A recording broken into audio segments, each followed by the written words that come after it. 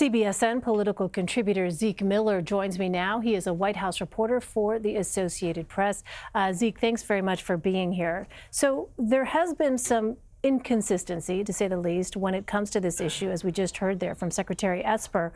What is it that we actually know about what the administration says was the evidence that actually led to that January 3rd strike against Soleimani? Well, we've heard from the administration that they believe that there was an imminent threat. The question is, what do both of those words mean? And to different American officials, from the president to the Secretary of Defense to members of Congress, they all have different definitions for what they consider what is imminent and what is a threat, and whether that be something that is going to happen in days or weeks or months on the imminent side. And then the threat, was it a specific operation that Soleimani was involved with, or just his broader campaign of violence, which had stretched decades and killed hundreds of Americans and hundreds of thousands within the region. So that's sort of the challenge. And one of the things that we've started to piece together over the last couple of days is that the threat was not necessarily a specific operation, but there was a growing assessment that the next operation, whatever it was going to be more severe than what had happened prior to that, which was the siege of the U.S. Embassy, that potentially there would have been violence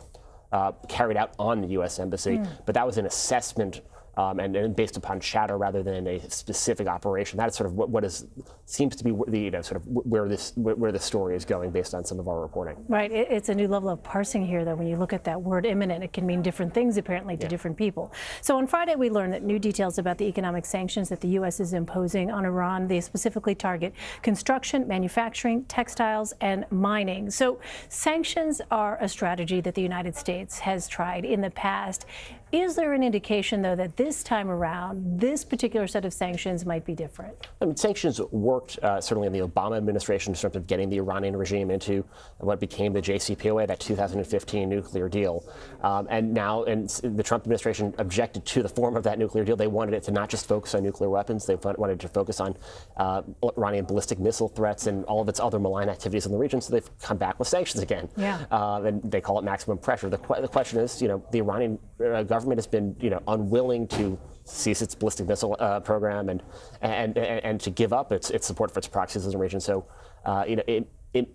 sanctions have worked with Iran in the past, and there's evidence that the Iranian government is facing a crushing burden. These protests in the streets today are another indication of some of the vulnerabilities the Iranian government has to domestic discontent there. At the same time, the question is the Trump administration's demand realistic? Is that something Iran could ever agree to under its current governance structure? And a lot of experts seem to think that's not within the realm of feasibility. Yeah, very much an open question right now. All right, let's switch gears now and talk about impeachment. So after weeks of delay, we now have House Speaker Nancy Pelosi saying on Friday that it looks like this week she's going to have a vote on sending those articles of impeachment over to the Senate. How is the White House reacting to this? They're just attacking the delay. The fact that Pelosi held this up for 4 weeks, really, and there's an element there are the holidays in between. This trial is not going to begin until January, no matter what. Right. But this is a political response, essentially, from the administration. Number one, and we've heard from the president just sort of continuing to object to the fact that he is being that he was impeached and that he's going to be on trial.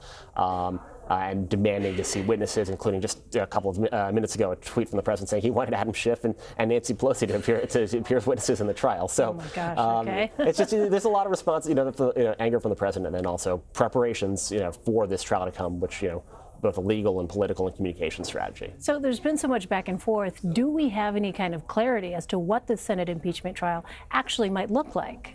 Yes and no. I mean, a lot of this does depend on Mitch McConnell, and so we know that at least on the front end, this is going to mirror somewhat the Clinton impeachment trial, where there's going to be sort of the presentation of evidence from both sides, essentially opening arguments from the House managers, whomever Nancy Pelosi decides that they will be. That's one of the another open question. But then also from the president's legal team, and that's starting to come together a little bit. And then there'll be a vote potentially for whether or not to bring witnesses.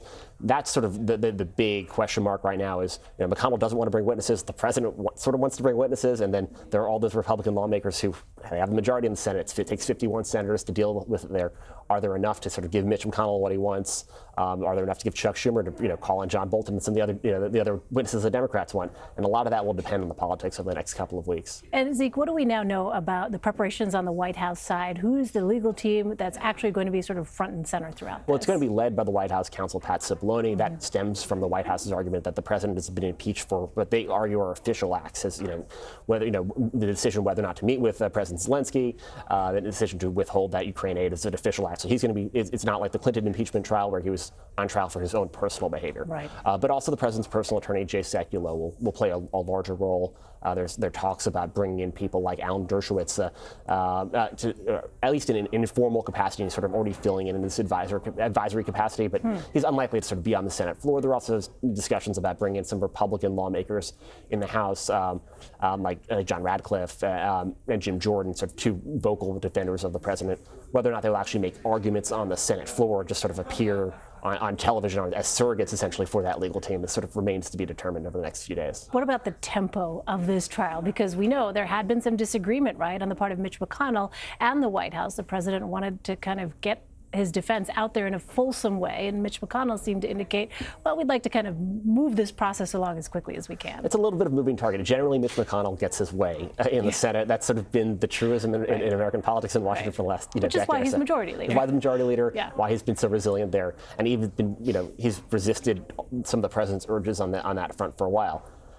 That said, at that crucial moment when those opening arguments have been presented and there is that vote whether or not to seek witnesses or not, because of the competing pressures of the president and from Democrats, John Bolton's offer that he's willing to testify, all of those things make the politics there really uncertain. There were indications earlier this week that McConnell did not have the 51 votes right now to close the door to all witnesses entirely. So there appears to be some motion, some leeway there for maybe for maybe some witnesses to be called in some fashion that could extend this trial a little bit. Obviously, the State of the Union coming February 4th, Iowa caucus is coming the day before, Super Bowl coming the day before that. It's going to be a busy few weeks. There's a desire to really get this done in January.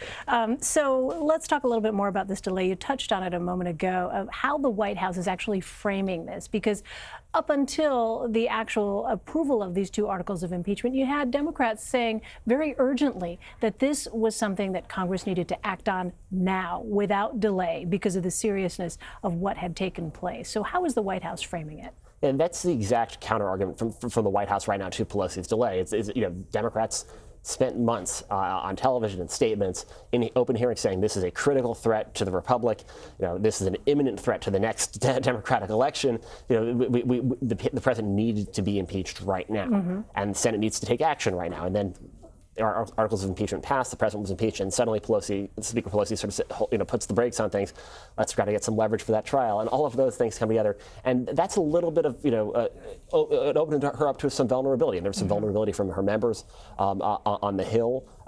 At the same time, some of the political costs that she has paid for holding up those articles of impeachment have already been paid. There's only so much that Democrats can do to sort of undo that. So that will be an argument from the White House that that Pelosi was maybe playing a little bit of political gamesmanship with those articles of impeachment, which undoubtedly she was. She was essentially openly saying, "I want to give Chuck Schumer more leverage in negotiations with Mitch McConnell," and that really hasn't played out fully in her favor. It hasn't also been a totally worthless strategy either. But it's that sort of it's going to open her up to some political attacks. But she would argue that she's gotten a little bit of what she wanted out of it. Right. Well, perhaps one thing that Democrats might point to is the fact that you had just recently, as this delay was happening, John Bolton saying that if in fact he got subpoenaed, he would go ahead and testify. Now, is this something that President Trump might consider invoking executive privilege on? Because, of course, there's a lot that that Bolton's legal counsel seem to indicate he has yet to share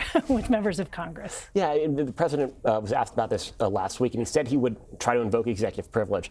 The thing is, coming up against impeachment, which is it's enshrined in the Constitution, unlike executive privilege, which isn't sort of spelled out. Right. Bolton, and also a lot of that, John Bolton doesn't work for him anymore. Right. The president can't sort of stop him from showing up to Capitol Hill. He can sort of cut him off from his political circle, which he already sort of has ostracized him a bit. That's about the limits of the president. But he's a private citizen. He's a private citizen. That's the limits of the president's power at this point. And Bolton has also already said he's weighed the competing issues of executive privilege on one hand and the Senate's sort of constitutional responsibility to carry out an impeachment trial, and he's right now siding with the Senate. Should he be subpoenaed, obviously, and that will depend on that vote. So, the president can try to invoke executive privilege all he wants, but that's going to be a political talking point more so than one that's going to really block Bolton should he desire to show up to Congress. All right, already so much to watch. Happy New Year to you, Zeke Miller. Happy New Year. Thank you.